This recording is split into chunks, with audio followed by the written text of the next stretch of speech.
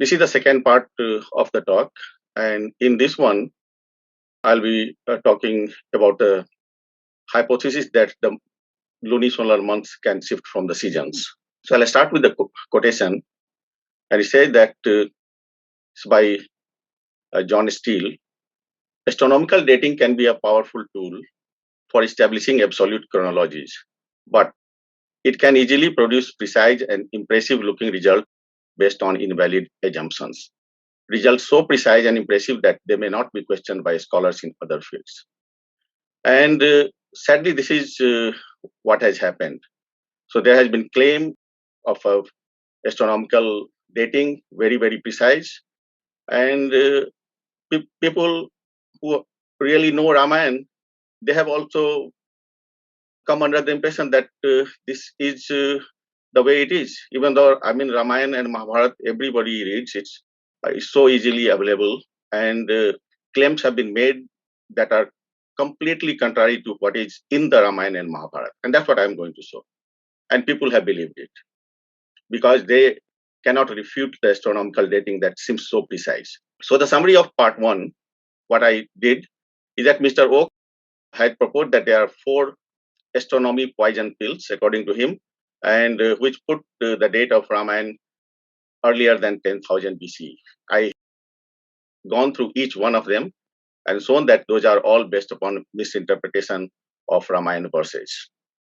And I have also shown that the dating of Ramayana, Mr. Oak has done on the basis of the sighting of a comet by Lakshman, but that itself is a software-generated illusion.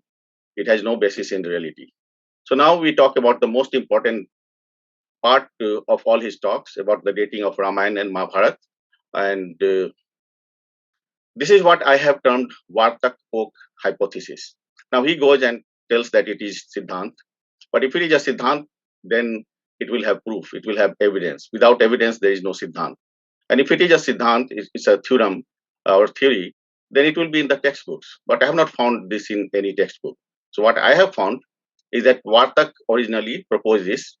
The seasons depend upon the solstices and equinoxes.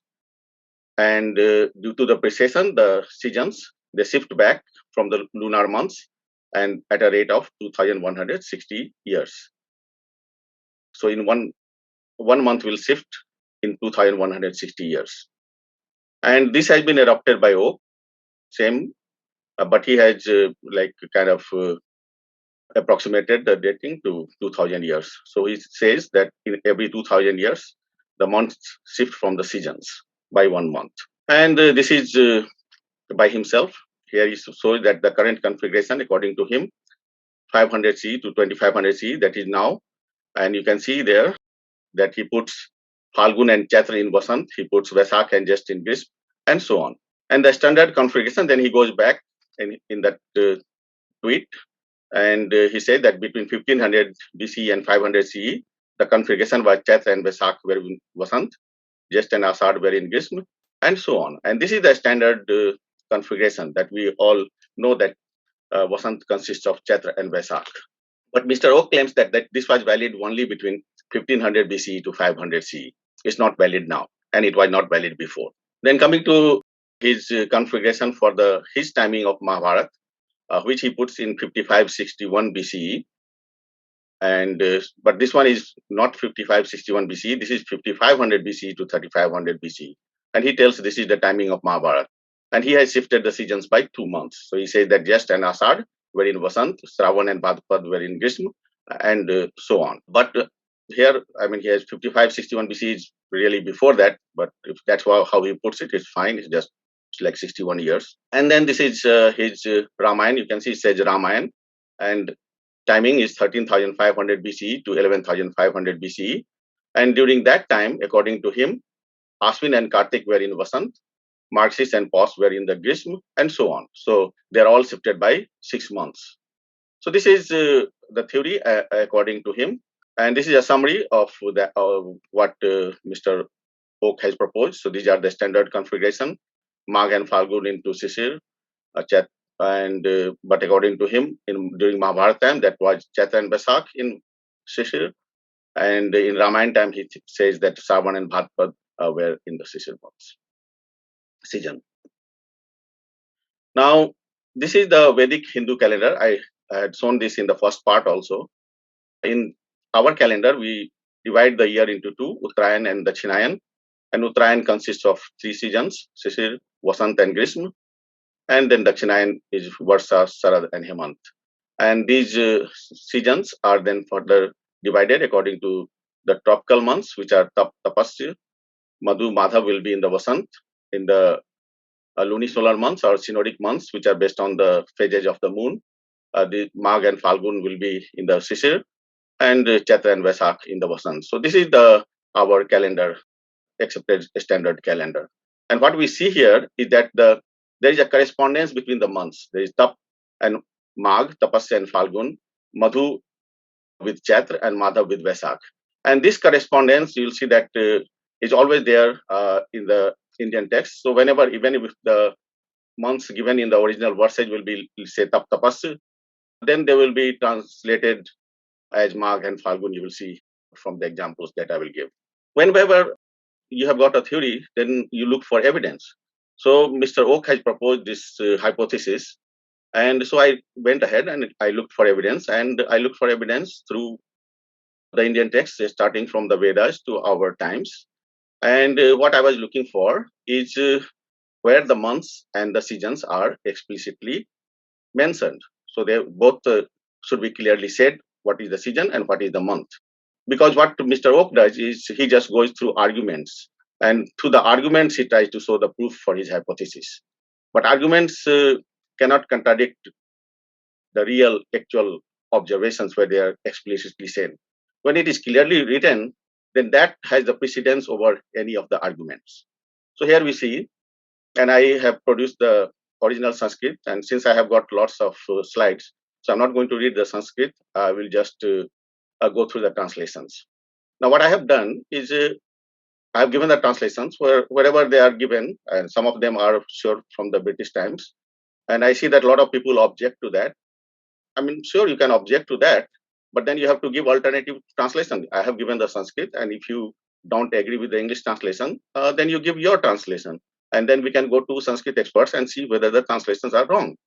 That can surely be done, but you cannot just oppose just because an Englishman has done it.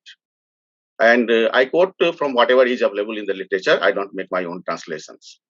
So whatever is available to me, I have produced. If the Hindi is available, then I will produce Hindi one. That the way I did it for Suji Siddhant. So here you have, and it clearly says that Madhu and Madhav belong to a spring. Same, and all the other months that are given with the same scheme, a standard seasons. The seasons and month conform to the standard configuration according to Krishna Yajurved, which is the Vartak-Oak Samhita. So the Vedic times, you have the same configuration. Then we come to the Satpat Brahman, and here I produce all the Sanskrit verses. This is, I have given you complete reference here, and 4.3.1.14 to 19. So there are like 6 verses, and they are all here, the Sanskrit, and here is the translations. And if you go through that, then again you see that the Madhu and Madhav, they are in the spring months, and similarly they conform exactly to these months and season, exactly conform. And then we come to the Ramayana. We have gone through that in the first part also. And the Kishkindha Kand, you have got the Gita Press translations. Those are the standard accepted translations. And clearly says the Varsa kahlane wale 4 maas ya chaumaase aage. The rainy season has started, and the first month is Shravan. Cannot get any more clear than that the Shravan is starting the Varsa season, the rainy season. You go to the Kishkindha Kand, the first Sarg, and the whole Sarg is a description of Vasant. So everything there is about Vasant. And Vasant comes multiple times in that whole Sarg. And he says, yeah, and you have got the exact word here, 34, 35. Yeah, Vasant bhi mere shok ki vriddhi kar raha hai. So this is Vasant season. And then it says Chaitra Mas ki Vayu. It tells you that this is Chaitra Mas. So clearly says that Chaitra is in the Vasant. And if you go to the Mahabharata, where Mr. Oak claims that there is a shift of 2 months, here you see 3.1.82.16. Janmejay उनके वही रहते पर्व की संधि वेला में कार्तिक की Sharad Purnima. No confusion, Kartik and Sardi. So Kartik Mas is in the Sarad. There is exactly what the standard configuration is. Go to the 12.171.18 and you have here Kartikyam, you have got Sarad. विशेषता कार्तिक की पूर्णिमा को जब शरद ऋतु की समाप्ति होती है, when at the full moon of the Kartik month and the Sharad season ends. That's exactly how the standard configuration is. There is no proof of shifting of 2 months from the season in Mahabharata. And then we go through all the different Puranas. You've got Brahman Puran 21.151. And here also you start, see the Uttarayan starts from the Magh and Falgun, exactly the standard way. Go to the Vayu Puran 50.201. Again here, 6 months, Magh, Falgun, Chaitra, Vaisakh, Jyesht, Ashad are months of Uttarayan, exactly the same way. It is in the standard configuration. And you go to the Vishnu Puran 5.1, and here is the 0.77 to 80, and here you have the Gita Press translation. And you say here, Varsa Ritu mein Bhadrapad, clearly showing that the Bhadrapad is in the rainy season, in the Varsa Ritu. Exactly, very, very clear, explicit. And you go to the Harivans. Now these Harivans and Vishnu Puran, Mr. Oak quotes, and he tried to show that it was the summer season, but he does not quote these. He is supposed to show these and refute them. And clearly, this is the Varsa Ritu ka Varnan. The whole 10th chapter of this Harivans Vishnu Parv is about the Varsa Ritu, is about the rainy season. And in that, you go to that 10.32, 32, and you have clearly saying Shravan Mas, the month of Shravan, is in the rainy season. And you go to the Manu Smriti, and Manu Smriti tells you that the 4 months of the rainy season, it talks about Varsikan, 4 months of the rainy season. And you go to the commentary on that verse by Kulluk, and in that one he tells you that the 4-month season start with Shravan, and clearly says Yatha Shravanadi, beginning with the Shravan, the 4 months. The 4 months of the Varsa season start with the Shravan, exactly same as the standard configuration. And you go to the Susrut Sanhita, and Mr. Oak has got a presentation on that also, where he dates Susrut to long time back than he actually was.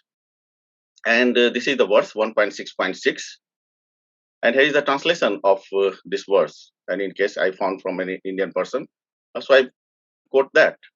And this is exactly the same. You can take your time to read here. And the Magh, etc. It starts from the Magh and the winter season. So exactly the same as the Magh and Fagun starting from the winter solstice. And the whole description is there that matches.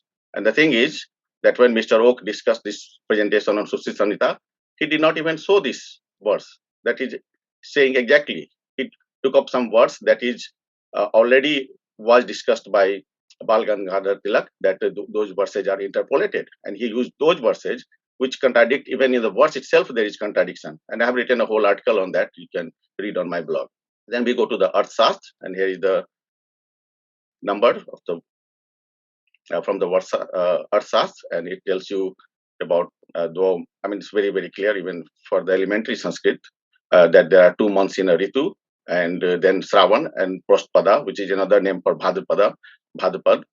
They are in the Varsa, and so on. Exactly the same, Magh and Falgun in the Sisir. Cannot get any clearer than that.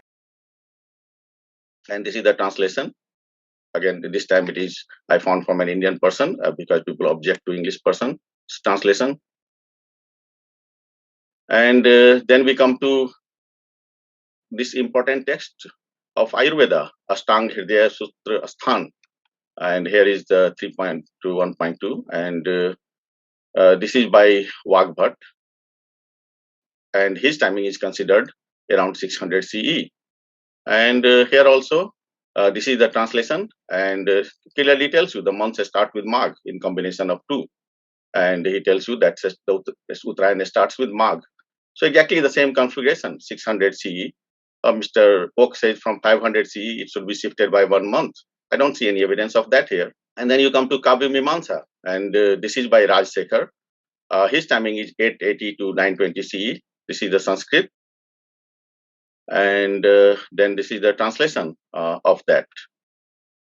And again here, you'll have you have the same exact a standard configuration. After Chaitra for 3 months, there is an increase of the day. So it's telling you that the middle of after the Chaitra finishes and before the start of the Falgun, you have vernal equinox, and so on after the month of Ashwin. So you can go through these. I mean, all these references from the beginning of our literature, from the Vedas to this date here, even in what it was 880, and it's still the same configuration. Nothing has shifted by 1 month. And then we come to the current configuration, what we believe now. So here, according to Hindupedia, let's say, if you have other references, you can cite that to me. It says the same thing, Magh and Falgun in the Sisir, Chaitra and Vaisakh in the Vasant. So this Hindupedia.com, obviously written now in our times, and we still have, according to them, that Magh and Falgun is still in the Sisir. They have not shifted it. But if you go to the Wikipedia, and I know that a lot of people don't like Wikipedia, but anyway, so here I have the only source where I see a shift of the months. And in this one, according to them, and now this is not all over India. So they are saying, according to Wikipedia, that only in Bengal and Orissa, currently they are keeping the Basak and Jest in the Grishma and Asad and Savan in the Varsa. So we have a shift of 1 month. But again, you have to keep in mind that this is only in part of India, not only this Bengal and Orissa, not the whole of India. So that tells you what? That this whole shifting of the months, there is no standard. There is no standard convention of what's happening. So things are in the flux right now, and we'll discuss why. So the question is that Mr. Oak proposes that these months, solar months, or these Chaitra Vaisakh months, they should shift by 1 month every 2000 years. But I have gone through the whole literature and I have not found any evidence for it. So that's what is the way science works or scientists work. They look for evidence. You propose something, he has proposed, and I went look for evidence. I found no evidence. So that is the fact that there is no evidence. Now we go into, then I looked into why it is so. If it should happen, but it has not happened, then what is the reason for that? And the reason has been explained very, very beautifully. So here we have got this. I have already shown you how we divide the year into the calendar. And so what happens? We have seen that these months, the Tap, Tapas, Madhu, Madhav, they are tropical months. So they are according to, based on the seasons. So they are not going to shift based upon the precession. So why should the month shift at all? That's because, see, the Chaitra and Vaisakh, these months, they are called these months because of the position of the full moon. So when the full moon is in these in the Chitra near Chitra Nakshatra, see, the months are only 12, but the nakshatras are 27. So basically, for each of these months, you have got a grouping of nakshatras. So sometimes 2 or sometimes 3 nakshatras. And you would expect that during the full moon, the moon will be in those nakshatras according to those months. So that is the reason. So it's basically because the months are named based upon the position of the full moon, and that's why we expect them to change. But that is a convention that has been made by people of what we will call a month when the full moon is at a certain position. They could have called a month based upon the position of the sun. It could have been another convention. So this is not a natural process. This is not a natural law. This is a man-made proposition, and that's what is very important to understand. So why we don't have any evidence is because the whole concept of these lunisolar months has come to us much later in our history. It has not been there from the beginning, and it has been described in great detail by Shankar Balakrishna Dikshit. And of course, Mr. Oak knows about him. He quotes him. He has quoted this book by him, Bharatiya Jyotish Shastra, and he should have known this, what I'm going to quote right now. And he talks about, in fact, not just those two, but there is another system of month also that Balkishan Dixit talks about, and that those systems are called Arunadi system, and he has given the name of the months in that system.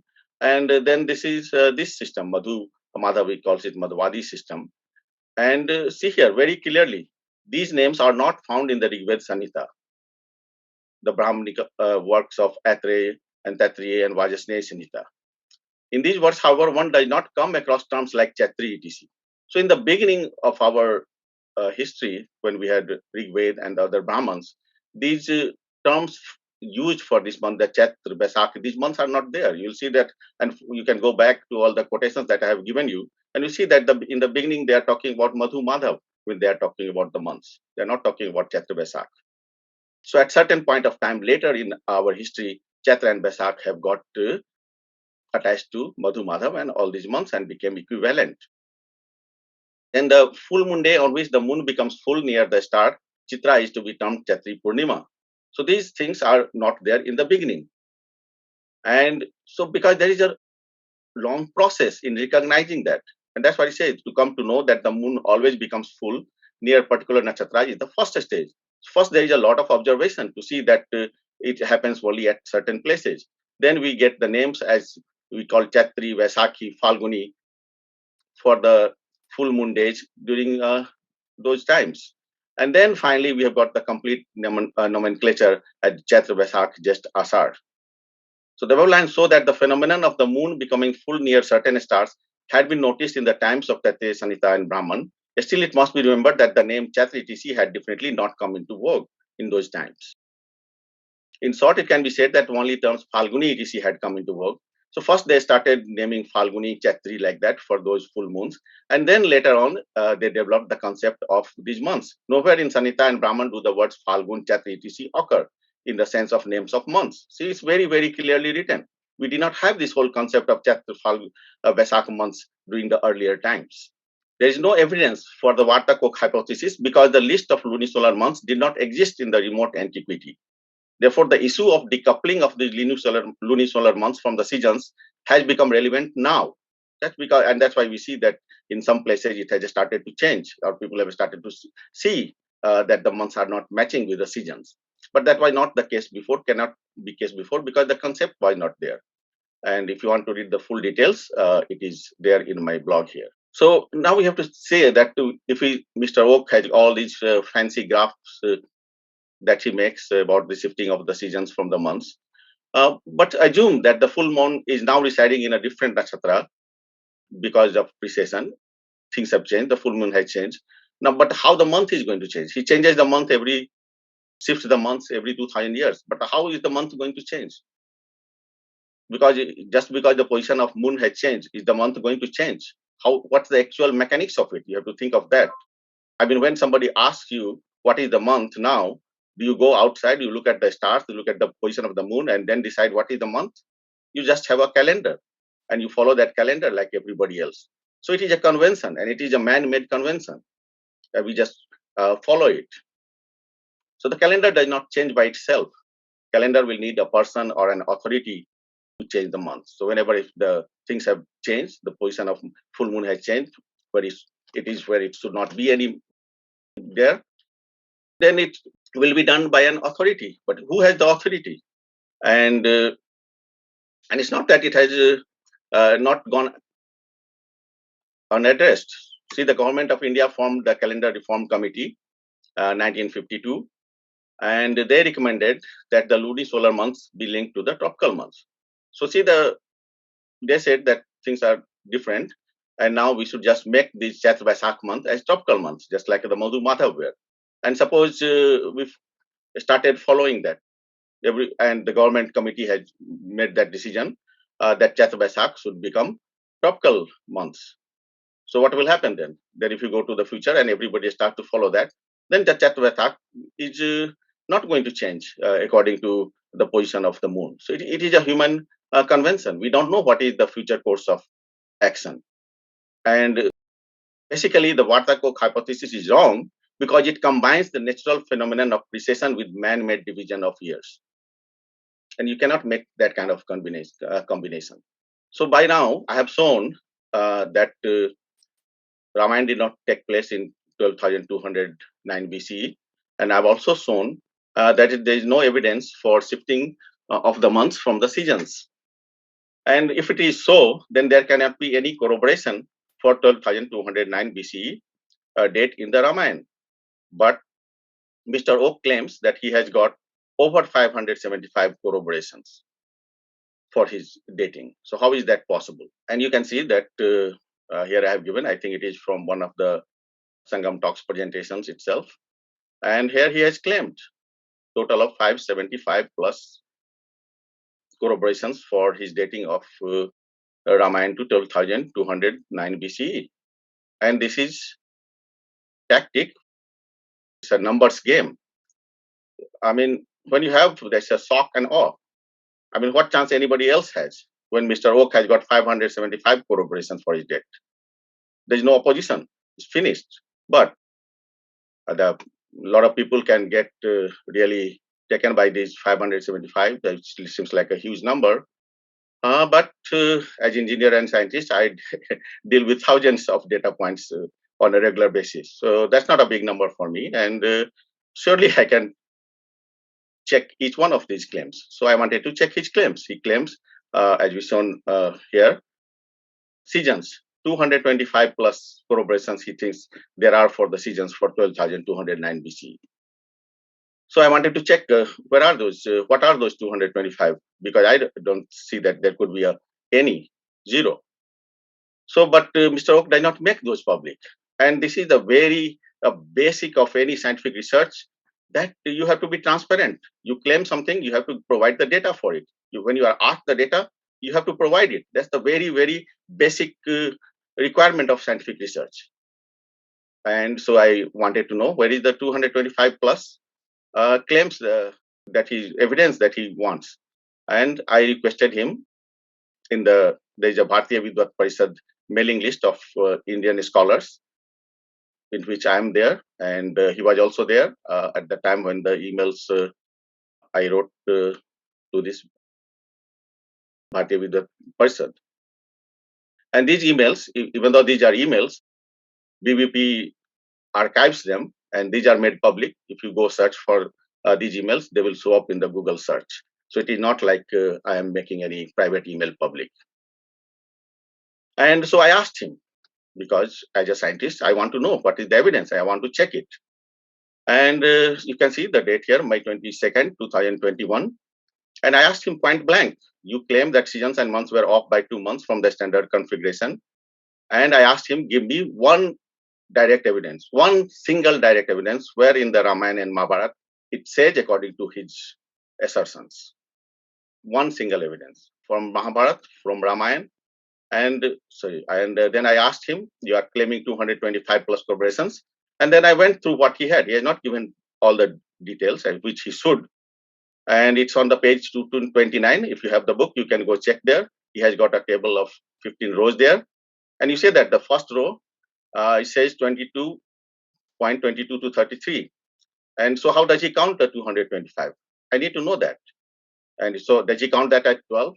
I mean, when you say that you have got 575 plus corroborations, they got to be independent corroborations. They cannot be dependent upon each other. So are they 12? Then he talks about 1 to 10, Kiskanda Kand 10. So is he counting them as 10?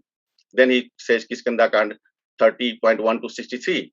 So is he counting them as 1 to 63? I mean, the one cert where there will be a whole description.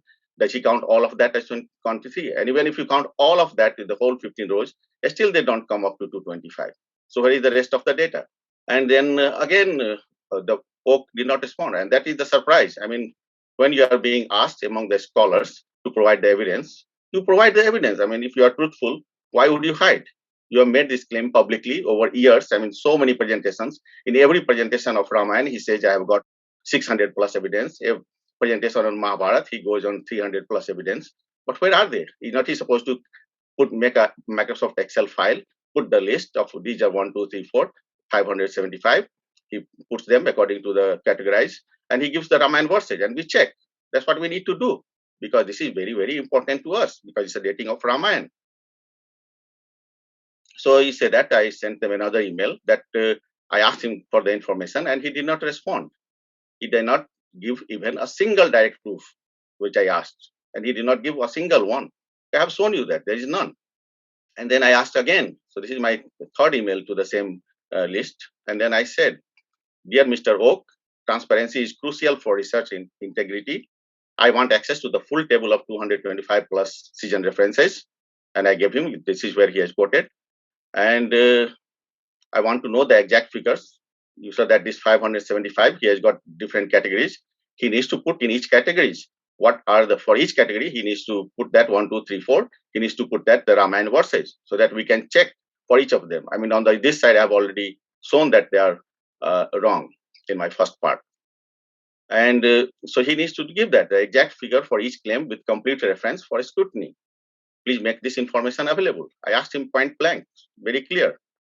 And then I also quoted Miss Bhatti because I think I read somewhere and I did not have keep the reference for that, that she has claimed that she has checked each of these claims by Mr. Oak.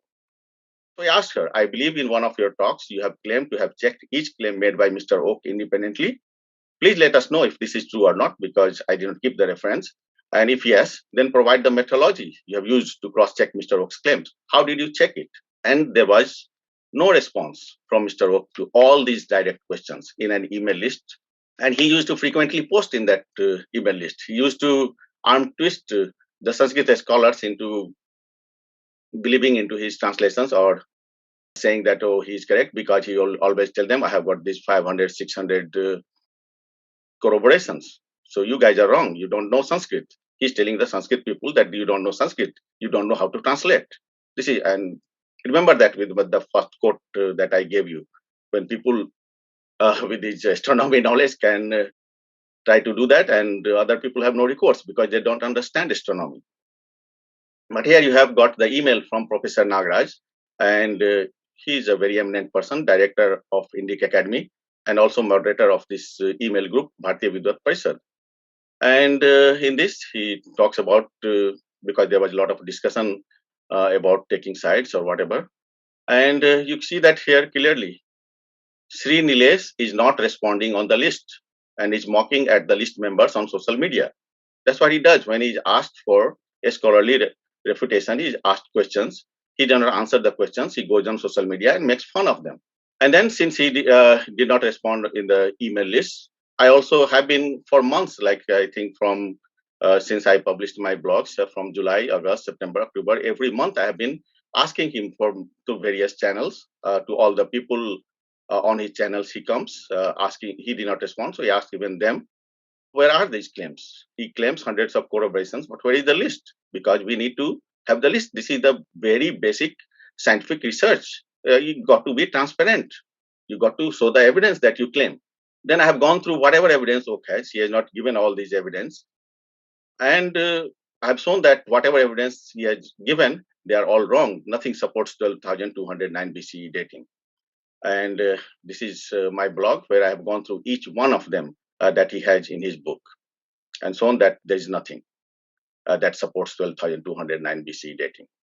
So what he has basically done, I showed you in the part 1 that he has claimed that Chaitra month was in the Sarad season, and he has done purely based on analogies. I gave you all the 7 that evidence from Ramayana that he claims, and I showed that they are all analogies. They are not saying that Chaitra was in the Sarad season.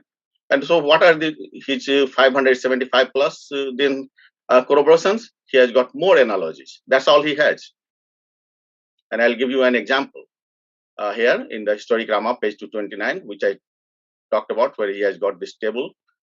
And he talks about this Ramayana Sundarkand 66.13. And Oak claims, so he claims that this did not match. So he is trying to prove his point by claiming that there are more analogies in his favor than against. That is what, imagine that. That's his argument. And he calls himself as having a scientific acumen. He gives you all lectures on get scientific acumen, logical, all these things. And see here what he is quoting. निश्चय ही अंधकार से मुक्त किंतु बादलों से ढके हुए शरतकालीन चंद्रमा के समान, like the moon of Sarad season. And this he says that this was not according to his scheme. And then he says another one here, Yuddhakan 12.14. Then he says that this is the proof of Sarad season. And here is the Gita Press translation. And what does it say? उसके शरीर का मध्य भाग अत्यंत सूक्ष्म है, कटी के पीछे का भाग स्थूल है, मुख शरद काल के चंद्रमा को लज्जित करता है. मुख शरद काल के चंद्रमा को लज्जित करता है. A face is more beautiful than the moon of the Sarad season, full moon of the Sarad season. And this is his proof for Saraswati. This is what he has done, all analogies. And then further, if you go, and he claims about all these accurate dating, but you cannot have any accurate dating for 12,209 BC. He goes into has got the whole diary of events, every date to the day. But how can you have that? He has used the software called Voyager 4.5. This software, Voyager 4.5, is made by Carina Soft. And here, you have it in the Carina Soft. You can go to this website. And what they say clearly, the values for the periods before 500 BC are very approximate. They have uncertainties of 10% or more. Very, very clear that the astronomical software is not accurate. At least the one that he's used is not accurate beyond 500 BCE. And you think how many years is before that in 12,000 BC? 500, 12,000, what is more than 11,500? And 500 BC is what?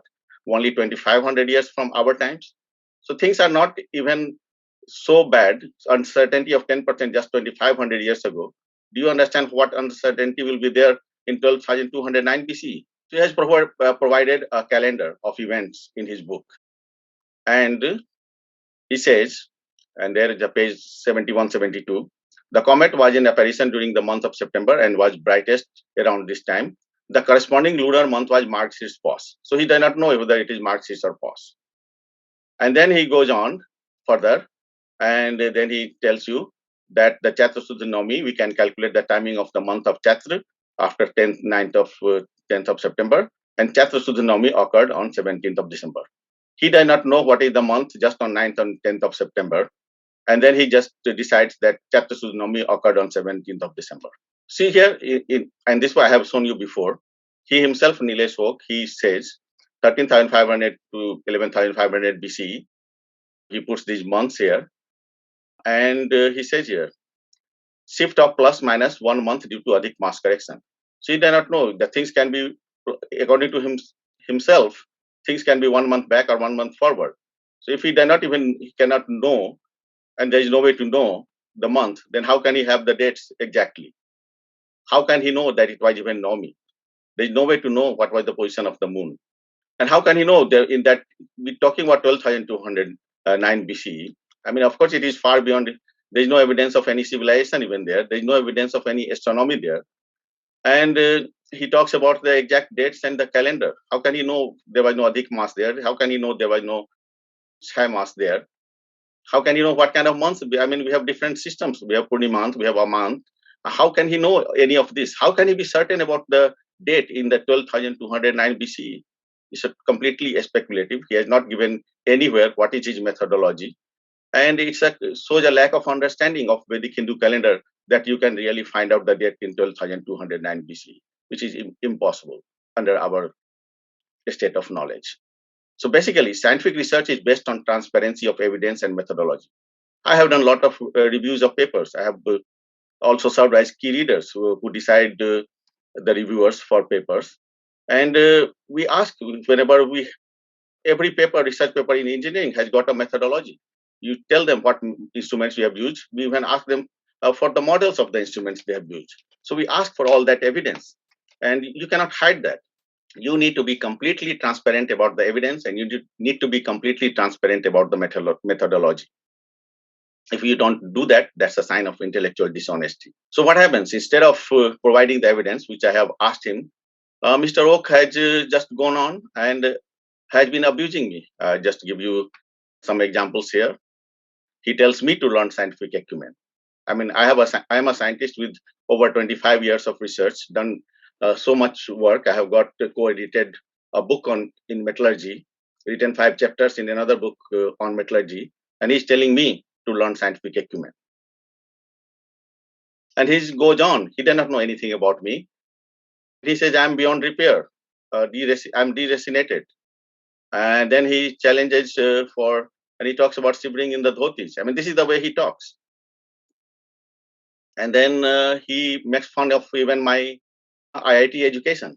And what kind of person does that instead of refuting what I am saying? And then look at that. I mean, Miss Rupa Bhatti says that about me being an IITian. and having a PhD. And look at his comment. There can be 5+ PhD theses on each of Miss Rupa Bhatti's blog articles. And I'm not referring to ordinary run-of-the-mill PhDs. So he thinks there could be 5+ PhDs on Miss Rupa Bhatti's articles. I mean, does he understand what is involved in earning a PhD? I mean, over 4 years during my PhD, every night I was working, like during the day I work, then I go home, then I come back every night, 7 p.m. to 1 or 2 a.m. I'll be running my experiments. You don't get a PhD like that, and you make fun of PhDs like that. And he's citing Ms. Rupa Bhatti's blogs that they are worth 5 PhDs. Just look at one of her. Here, I give you one example. Here is the link for that. And she's talking about the dating of Tatya Brahman. I have already written a blog refuting her dating. And just look at that.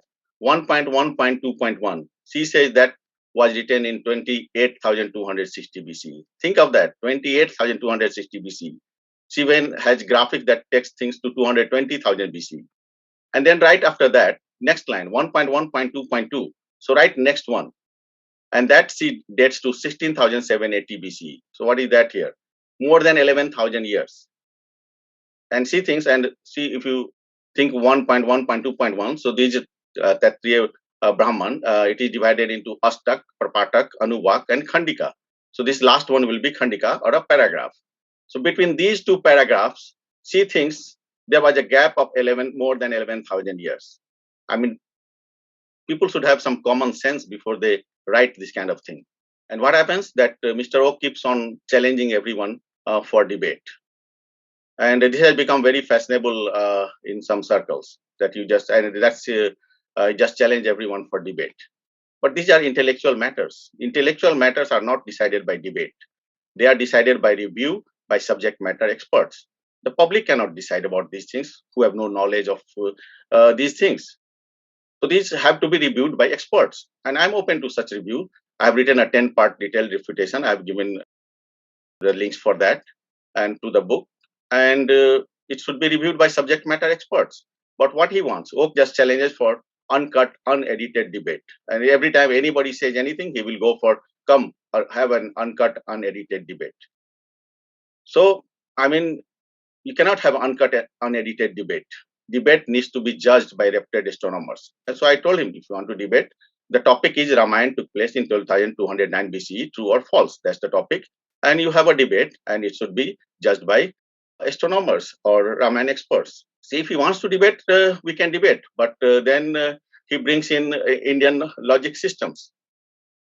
For one thing, there was never a system of uncut, unedited debate decided by audience in India.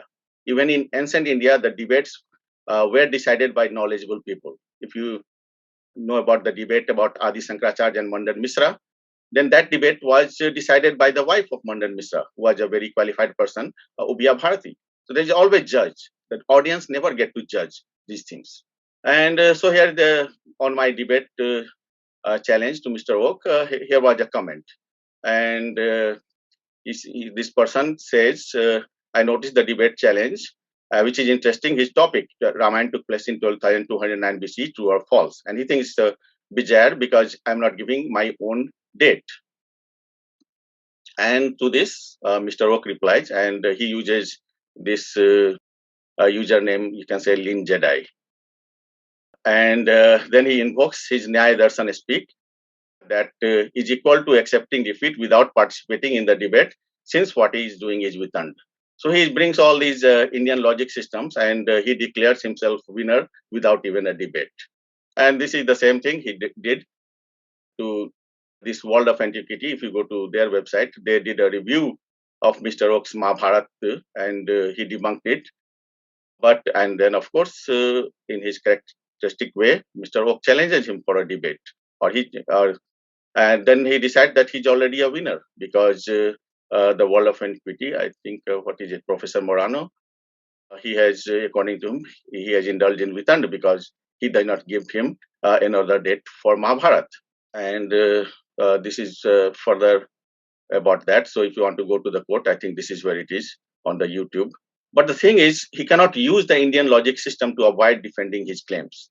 Because what he's doing, he's not using Indian logic system. I mean, this is not a philosophical debate. He's using science. And that's his whole claim to fame, is using science to prove his dates for all these different dates that he proposed. He's using the science. And so the debate has to be in the scientific framework, not in the Indian logic framework. And in the scientific framework, Mr. Oak needs to defend his thesis. And there is no need for another date, because Oak cannot prove, he did not prove his dating by proving others wrong. So his whole modus operandi is to show that the other person's dating is wrong. But what if they are wrong? He can still be wrong. So he has to defend his dating. That's the scientific way. So you think of this as a very, very complex problem in mathematics, and nobody can solve this. Then some person comes and he says, I have solved this problem. But there is a mathematician who knows that this claim is bogus. He has not solved this problem. So do you think that the mathematician has no right to refute the claim because he cannot solve the problem? So my debate challenge is perfectly valid in the scientific framework. The person who proposes something, he has to defend that. That's the scientific way. Now I talk about why I have taken so much time refuting Mr. Oak. What is at stake here? And if you think that the refutation is easy, it is not easy. I have taken a significant amount of time doing that. It's like I started in September 2020, working seriously on refuting his work. So it's a long time. It's we are, month or so. It will be like 1.5 years of my time, and that's because our scriptures have a sanctity. We are allowed only to interpret them. We cannot change them. Whatever is there, we can only interpret. And if we don't agree, we can say we do not agree. But these are sacred texts. They cannot be perverted to conform to the dating. The dating has to conform to the text. The text cannot be changed to conform to the dating. And that is what Mr. Oak is doing. And this is a deep concern, because our ancestors have gone through a lot to pass on the text to us. And it is our duty to pass it on in the same form to our future generations. But look what is happening. This is Rishi Musti. This is our young generation is being misled. So he is telling that Lord Rama was born in Sharad season. And Ramayana is very, very clear that Lord Rama was born in the Vasant season. And I have shown you enough evidence for that. Mr. Oak also claims that Lord Krishna was born in the Grishma season, summer season. So it's another talk here. And but you can see that I have shown you this before also in the Vishnu Puran. He says that वर्षा ऋतु में भाद्रपद कृष्ण अष्टमी को रात्रि के समय मैं जन्म लूंगा. Cannot get any clearer than that. That Lord Krishna says that he will take birth in the Bhadrapad month in the Varsha season, and he has just changed it to Grishma season. These are not minor things. These are the birth of Lord Rama and Lord Krishna that he is changing just like that based upon bogus evidence. And not only that, now look at this year. This is a calendar, Bharat Din Darsika, and this is made by Date Panchang, a very influential calendar maker. And he has just started putting his Mahabharat date here, Mahabharat Sambat 7582.